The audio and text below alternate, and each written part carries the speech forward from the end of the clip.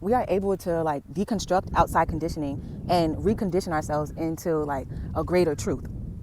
A lot of times when we're going through situations, whether good or bad, we fail to see the connection in every situation, how it connects to your larger experience, right? We label, right? We're going to label something good or bad, positive or negative, when it's all just experience, right? If you label something, it's labeling something bad, or it's like labeling a black crayon as bad. You know what I'm saying? When it's just a darker color compared to the rest of the bright colors, right? If that makes sense. And this doesn't mean to negate how you're feeling when you're going through things and just write it off as like, oh, I'm still happy, I'm still good, even though your head bashed in or something like that. You know what I'm saying? It's don't fool yourself. But when you go back and do the healing from those things that have hurt you, is to see the larger scale of things, allows you to connect these things in your being and allows you to heal past it and see the lesson, extract the lesson from it, rather than holding on to the trauma itself and having the trauma define you. And sometimes even our natural characteristics can cause trauma, right, at first. But there's also a way to heal through those things, qualities about yourself that may not fit into the idea of how society sees a good human being or sees a normal human being, right? But you can always take those things and flip them, right? If you deconstruct and start accepting yourself and start loving yourself fully and all your qualities and all the things you have to offer, you can take the things that caused you the most pain before and flip them into the thing you love most about yourself, into something that you value about yourself. And then you exude that and it becomes your best asset. I'll use me as an example. Like, I'm a type of person who is weird as fuck. Like, weird in the sense that a lot of times I get misunderstood, right? And people don't know how to place me, right? So they can't understand where I'm coming from or why I am the way I am. When you're not easily placeable, or when you're eccentric in a way, or whatever, when you're just trying to be yourself and people really don't understand what that means, people project onto you. That's what caused me a lot of trauma before, right? That's one of the things that caused me a lot of trauma before, a lot of hurt and a lot of pain.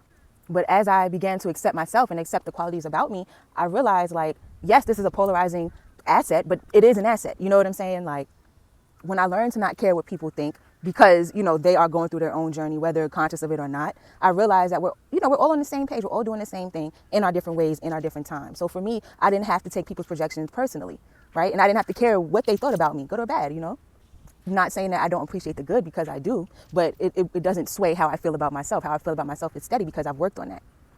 And not caring about people's projections onto me, what they think or what they feel, or how they made a picture, a fantasy of me, and not really know me in their head, themselves. I don't have to move by their misconceptions, I move how I want to move. I'm free to move how I want to move.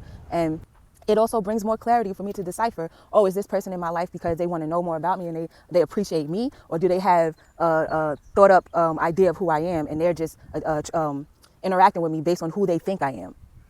It's very clear now, because now I realize, okay, this is what happens, and it happens often.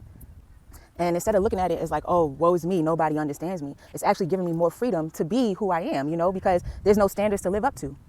I've learned that through examining that trait and realizing, and trying to fit in a certain way, and then isolating myself, and then realize I don't have to do either or unless I want to.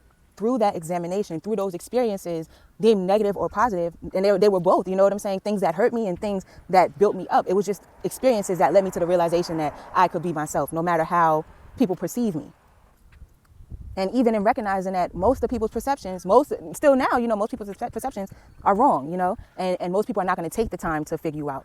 People are either going to run, they're going to project onto you who they think you are and how they think you are, or they're going to love you unconditionally and accept you whether they understand you or not. You know what I'm saying? And great appreciation comes for the latter, because you realize those people are literally in it because they love you unconditionally, and you realize those people are few and far between. So that appreciation is that much greater, But my point is to appreciate the other ones as well that can't love you in the way that you would like to receive love, right? That can't love you in that way, because they're teaching you as well, right?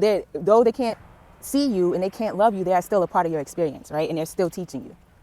And this is part of the way you learn to love unconditionally, right? Realizing that everybody that you encounter, everybody that's a part of your experience is a part of your experience.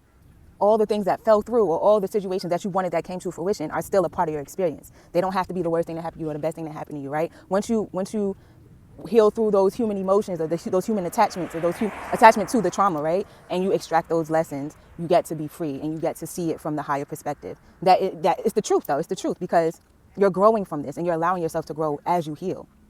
This opens you up to not only unconditional love of other people, but unconditional love of your life experiences, of life in general, and seeing life for the beauty that it is, no matter the circumstance.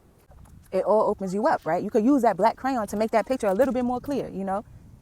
On that negativity, that trauma, all the things you had to grow through, all the things that hurt you, the contrast allows you to appreciate the true beauty, you know? Staying in a high vibration through the projection of other people's hurt and pain allows you to exercise that muscle of allowance, right? So if you're at a high vibration, if somebody's coming to you with their low vibe energy and you don't take it on, and that comes through practice, right? You're not taking on their energy. It allows the energy to flow right through you. You're not taking it, right? So this gives you more freedom in the long run as people continue to throw stuff at you, as people continue to lie on you, as people continue to work out their trauma on you, instead of you reacting, which really doesn't do anything to heal you in the long run. It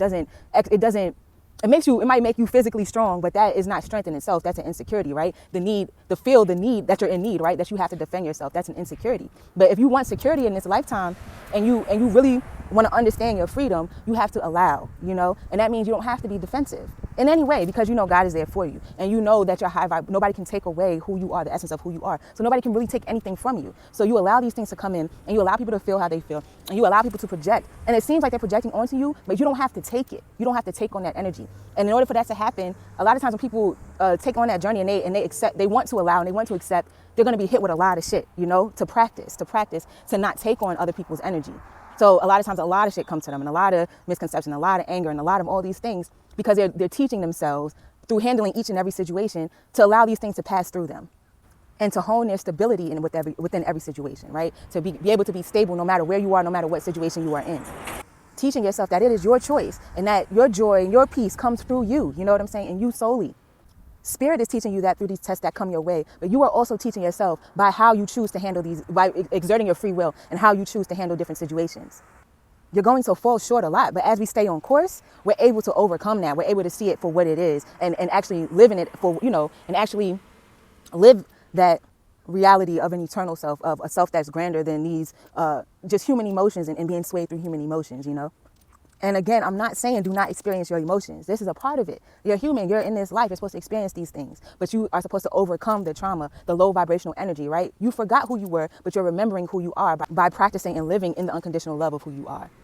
That is coming into your true essence. In order to come into your true essence, it's going to take effort, right? Because we are a conditioned self. We are our ego, and we're living through an ego at this point, right? Which is lovelessness, which is a part of the self, a self that we've made that cannot be satisfied, the part that thinks that they're in need, right? So we can deconstruct this ego in order to build ourselves up in our true essence, which is the eternal essence, which is unconditional love, which is what and who we truly are.